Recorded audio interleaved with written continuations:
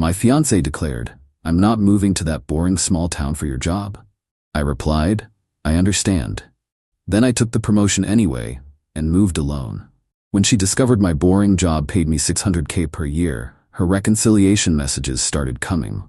I, 32 male, had been with Rebecca, 29, for 5 years, engaged for 1. We lived in a major metropolitan area where she worked as an interior designer and I was a senior software architect at a tech company. Life was comfortable. I made around $120, she made about 80 Qley. We had a nice apartment, went to trendy restaurants, the whole urban professional thing. Last March, my company approached me with an opportunity. They were opening a new R&D facility and needed someone to lead the entire engineering division. The catch? It was in what Rebecca would call the middle of nowhere, a town of about 30,000 people, 3 hours from any major city. The compensation package was insane. $450K base, potential bonuses up to $150K, full relocation package, and equity that could be worth millions if the facility succeeded. Plus, cost of living there was about 60% lower than where we lived. I came home excited to discuss it with Rebecca. "Babe, I got offered an incredible promotion today." She looked up from her iPad where she was scrolling through design blogs. "That's great. When do you start? We should celebrate." "Well, there's something we need to talk about. It's in Millbrook." Her face scrunched up. "Where?" "It's a smaller town, about 3 hours north, but the opportunity is..." "Wait, you're joking, right? You want us to move to some random town?" "Rebecca, this is division head. It's a massive career jump." She laughed, not a happy laugh. "Brian, I'm not moving to some boring small town for your job. My entire career is here. My clients, my network, everything. You could build a new client base. Interior designers work everywhere. In a town of 30,000? What am I supposed to do? Redesign barns? That's not fair." "No, what's not fair is you even considering dragging me to the middle of nowhere. We have a life here. Our friends are here. Culture is here. Good restaurants are here. The salary is..." "I don't care about the salary. Money isn't everything, Brian. Quality of life matters. Quality of life includes financial security." She stood up, angry now. "If you loved me, you wouldn't even consider this." My answer is no. Absolutely not. I'm not moving to that boring small town for your job or any job. I sat there for a moment, looking at the woman I was supposed to marry. The woman who didn't even ask what the salary was, what the opportunity meant for our future, or what the town was actually like. "I understand," I said quietly. "Good. Now can we please drop this?" But I didn't drop it. I spent the next 2 weeks researching Millbrook. It wasn't the desolate wasteland Rebecca imagined. It had a charming downtown, great schools, beautiful parks, and a growing tech scene, thanks to companies like mine moving operations there. Houses that would cost $2 million in our city were 400 Qley there. Update 1. I accepted the position without telling Rebecca. I know that sounds terrible, but hear me out. Every time I tried to discuss it rationally, she'd shut me down with, "We already decided," or "Stop trying to convince me to ruin my life." She wouldn't even look at the photos I'd found of the town or listen to the financial breakdown. Her friends didn't help. Rebecca told them about the offer, leaving out the salary details naturally, and they all reinforced her position.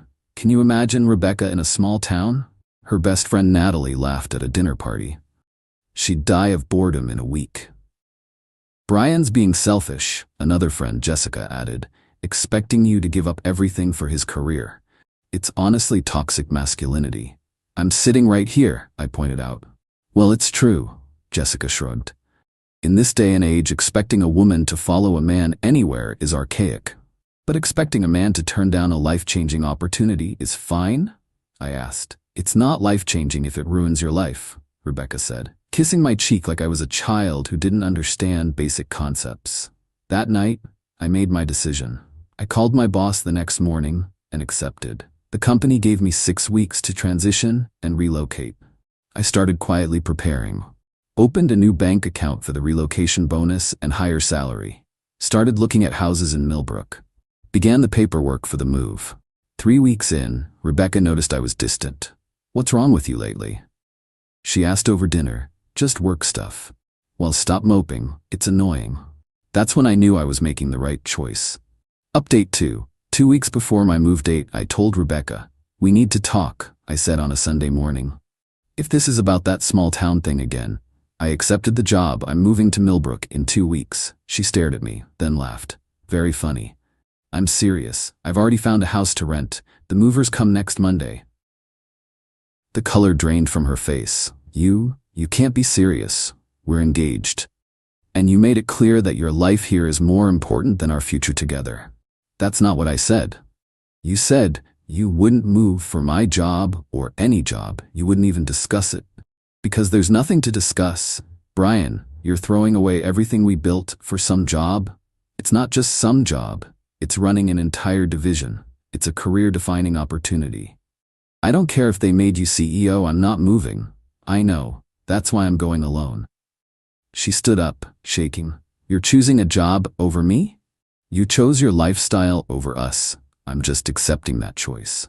If you leave, we're over. I know. You're really gonna throw away 5 years for money? I almost told her about the $600 total compensation then. Almost. But I realized it wouldn't matter. She'd made her decision without even asking about the money. She didn't care about our financial future, only about maintaining her current lifestyle. It's not about money. It's about respect. You didn't even consider my opportunity. You just declared your decision and expected me to fall in line. Because I thought you loved me. I do love you. But I also love myself enough not to sacrifice my entire future because you think small towns are boring. Update 3. The next 2 weeks were hell. Rebecca cycled through every emotion possible. First, anger. She threw my clothes out of our closet, told all our friends I was abandoning her, posted cryptic messages on social media about narcissistic men who only care about money. Then bargaining. What if you commute? 3 hours isn't that bad. You could come home weekends. Rebecca, that's not sustainable. Then I'll visit. We can do long distance. You just said if I leave, we're over. I was emotional. We can make it work. Can we? You won't even visit the town to see it. Then depression. She'd cry constantly, telling me I was ruining her life, that she'd never love anyone else, that I was making a huge mistake. Finally back to anger when she realized I wasn't changing my mind. Moving day came. Rebecca stayed at Natalie's house. She'd already blocked me on everything except email. Needed that for logistics of getting off our shared apartment lease. The drive to Millbrook was peaceful. For the first time in weeks, I could breathe. The town was even better than the pictures. My rental house was a beautiful 3-bedroom craftsman with a yard, something we could never afford in the city. My new office was state-of-the-art. My team was brilliant and excited. I started my new position and dove into the work.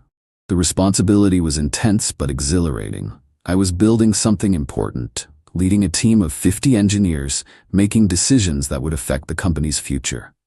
Update 4. Life in Millbrook was good.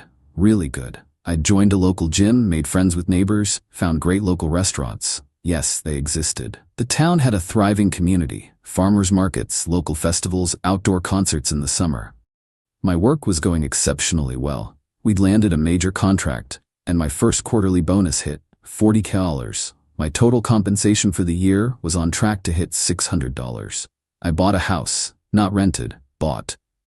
A gorgeous 4-bedroom colonial on 2 acres for $425,000. In our old city, it would have been worth $3 million easy. Then the messages started. First from Jessica. Hey Brian, hope you're doing well. Random question. Rebecca said you took a new position? She's being weird about it. Is everything okay? I didn't respond. Then Natalie. Brian, can we talk? Rebecca's been struggling. Maybe you two should talk things through? Also ignored. Then Rebecca's mom, who I'd always liked. Brian, honey, I don't understand what happened. Rebecca says you chose your career over her. That doesn't sound like you. I did respond to her. Hi Margaret. Rebecca decided she wouldn't even consider moving for my career advancement. I respected her choice and made mine. I hope she's well. Margaret wrote back. She didn't tell me it was a career advancement. She said it was a lateral move to nowhere. I didn't correct her. Wasn't my job to manage Rebecca's narrative. Update 5. The dam broke when I posted a photo on LinkedIn. It was from our division's launch party for a new product. Just a professional photo of me with my team, captioned, "Proud to lead this incredible engineering division as we launch Project Phoenix." Amazing what we've accomplished in just 6 months at our Millbrook facility. My LinkedIn exploded. Former colleagues congratulating me, industry connections reaching out. And then, Rebecca's email.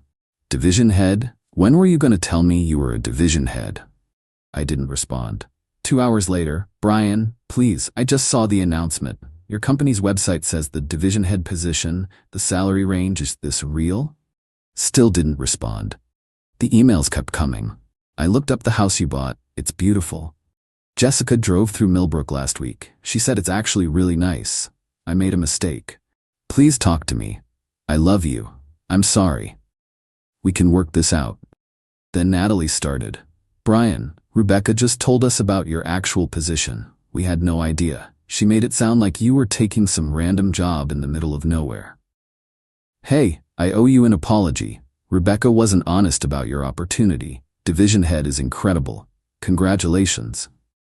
Even some of Rebecca's male colleagues reached out, having seen the LinkedIn post, and connected the dots about why we'd split. But the best message came from Rebecca's dad, who I'd barely heard from during our relationship.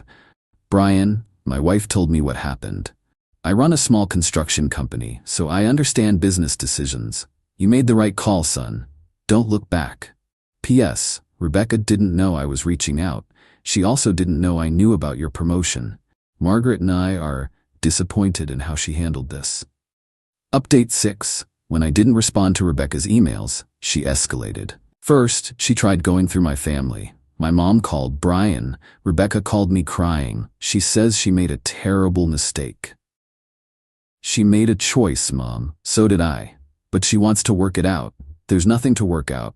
She made it crystal clear that her life was more important than I accepted that. People make mistakes.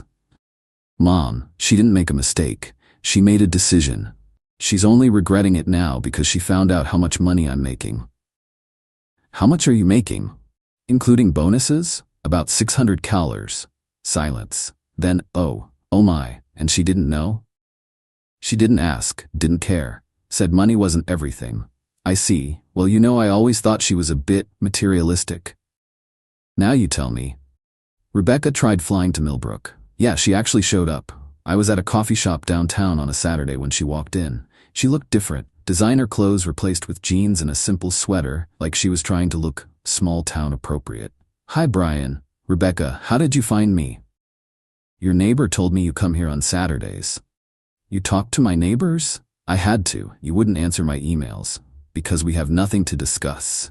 We have everything to discuss. Brian, I love you. I made a mistake. You didn't make a mistake. You made it very clear that moving here would ruin your life. Direct quote. I didn't know. Didn't know what? How much money I'd make. What the town was like. You didn't know because you didn't care to ask. That's not fair. Rebecca, you called me selfish. You let your friends call me toxic. You said I was choosing money over you. You threw my clothes out of the closet. I was upset. And now you're here because you found out I'm making $600. That's not why. Really? Then why didn't you come 3 months ago? 6 months ago?